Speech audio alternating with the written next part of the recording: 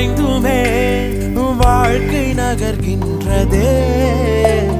அழுத்தங்கள் படர்ந்துமே பனியை கரைகின்றதே.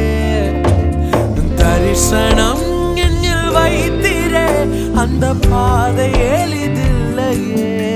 வெறும் கரங்களாய் நான் நிற்கிறேன்.